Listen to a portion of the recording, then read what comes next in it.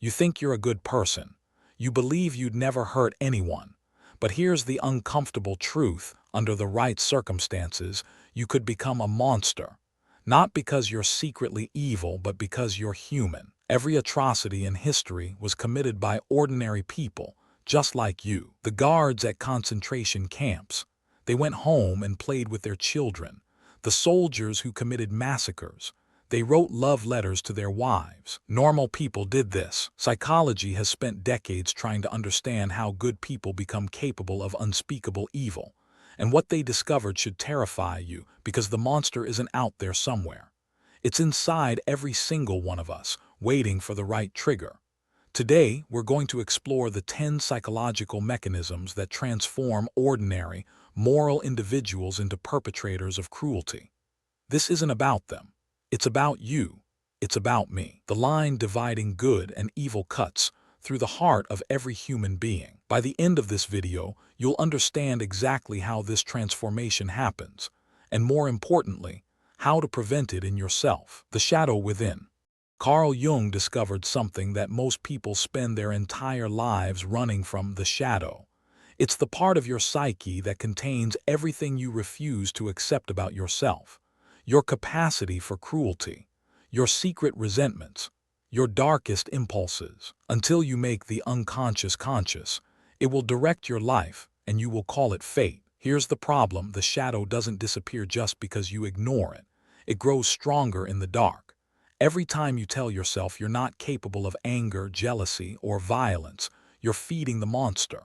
Jung observed that the most dangerous people aren't those who acknowledge their darkness. They are the ones who deny it completely.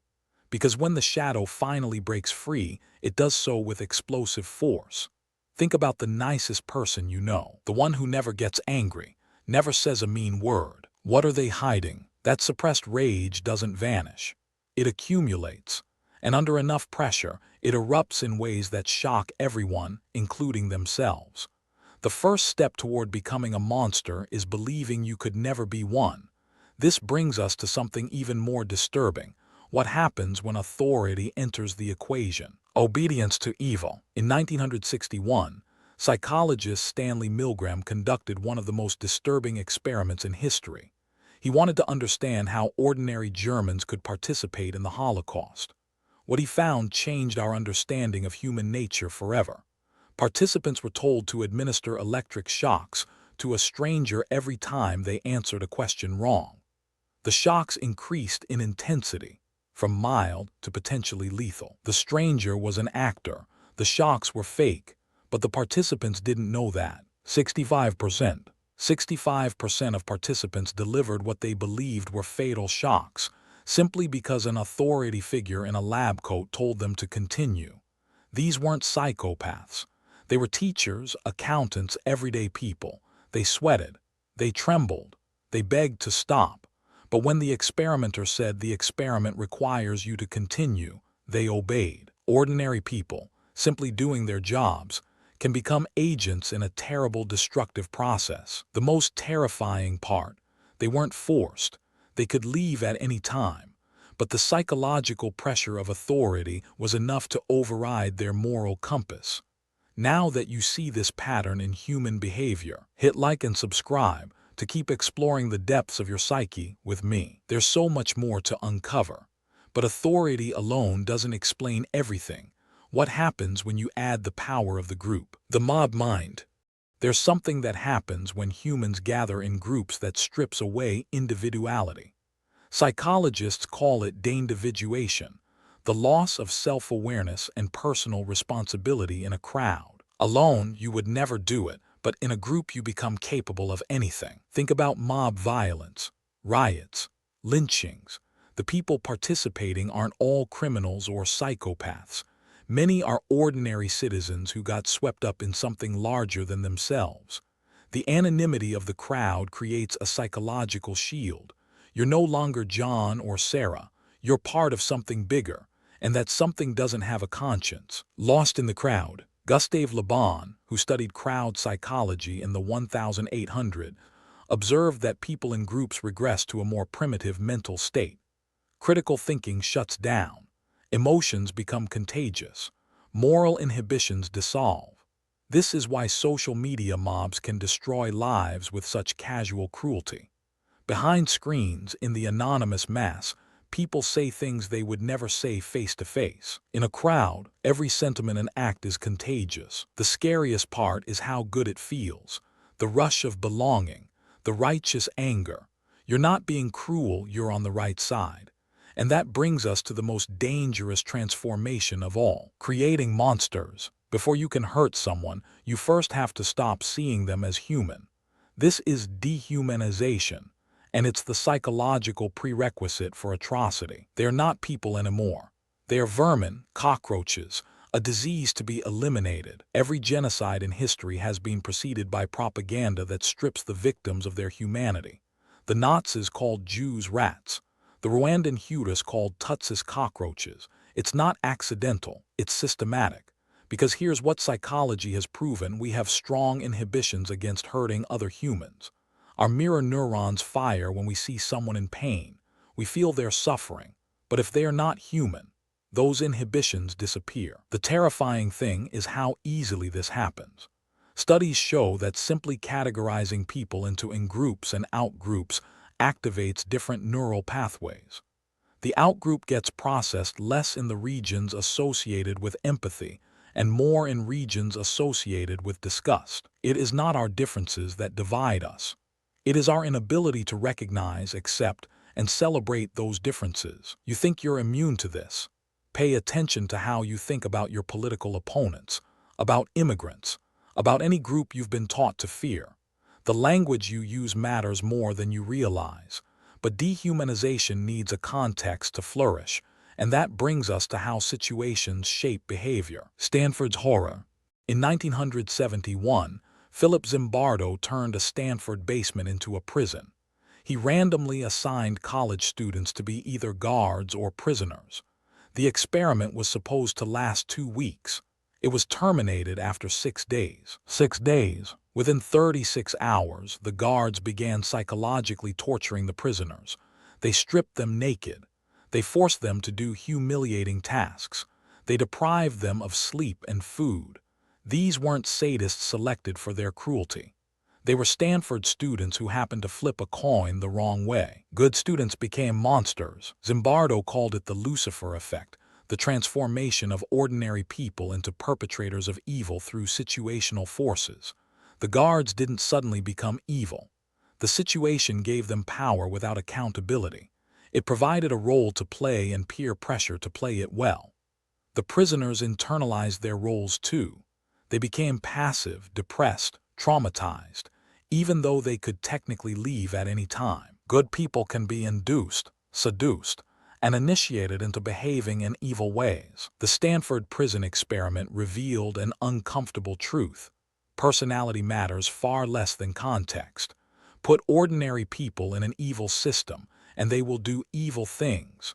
But context alone isn't enough. You also need to believe you're doing the right thing. Moral blindness. Here's the most terrifying fact about human evil.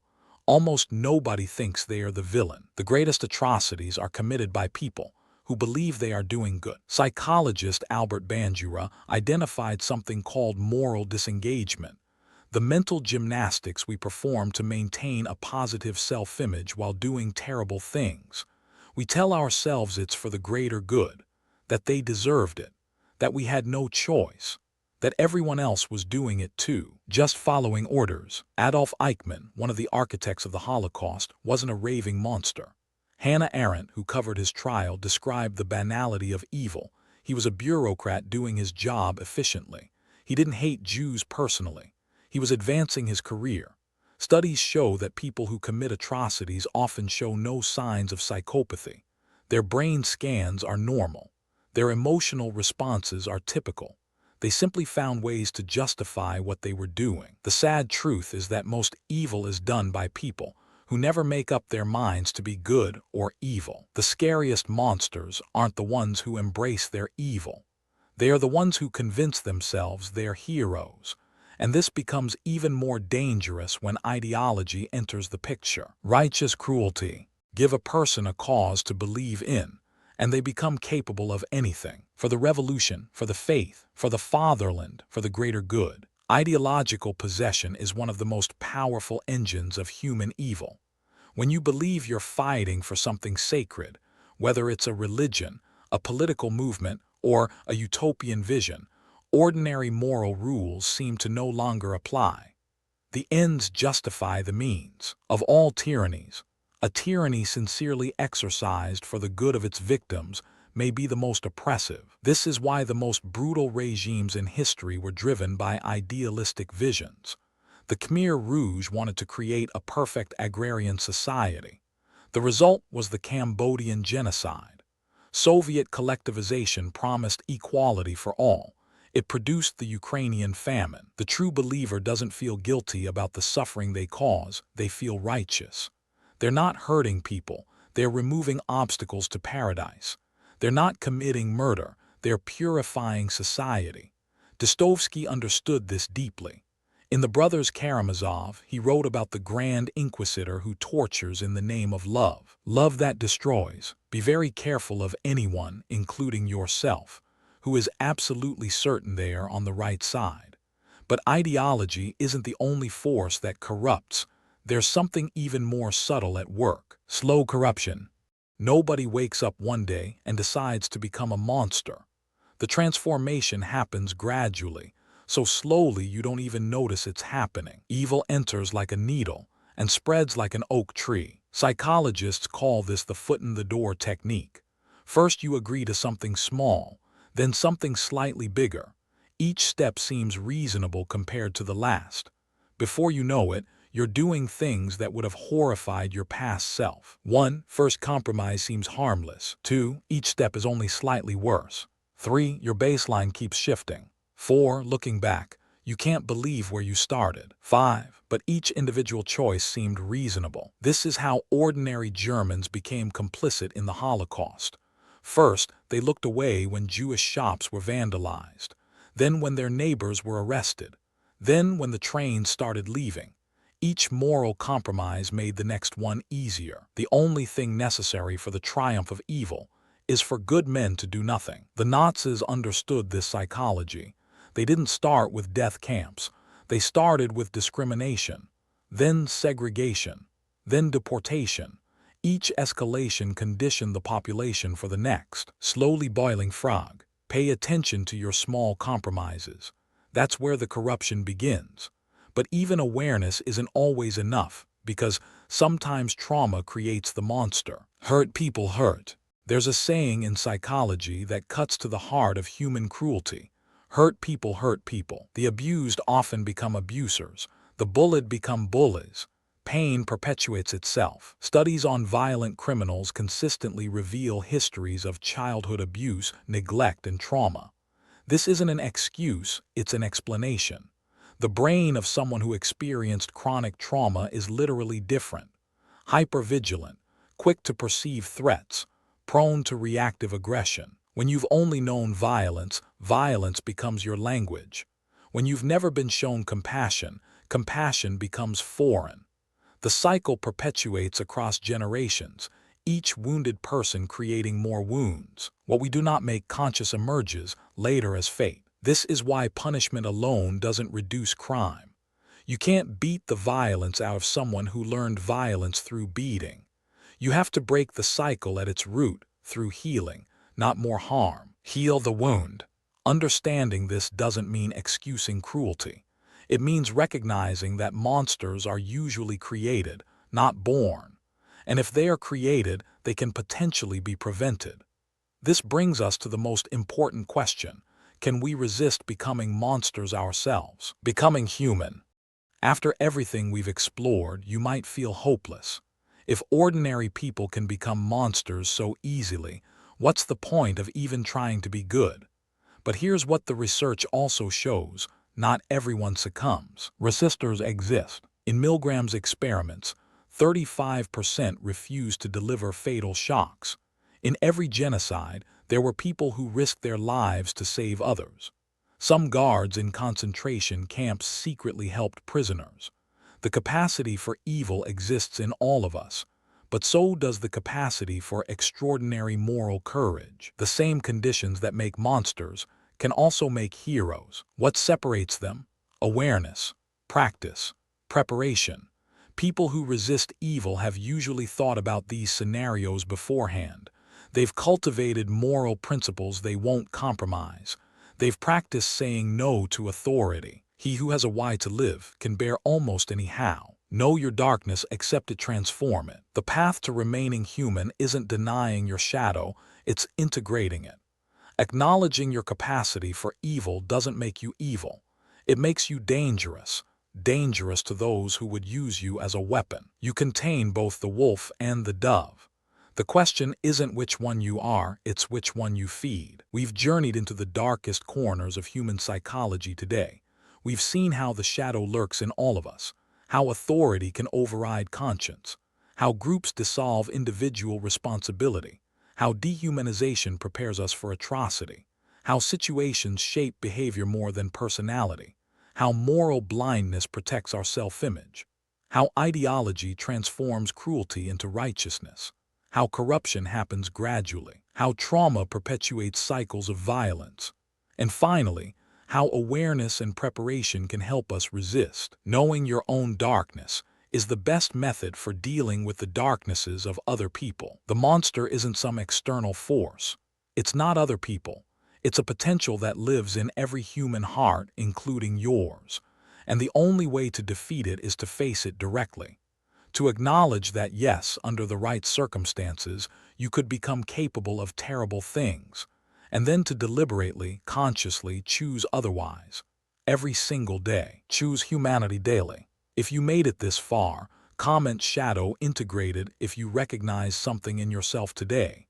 That recognition is the first step toward genuine moral strength.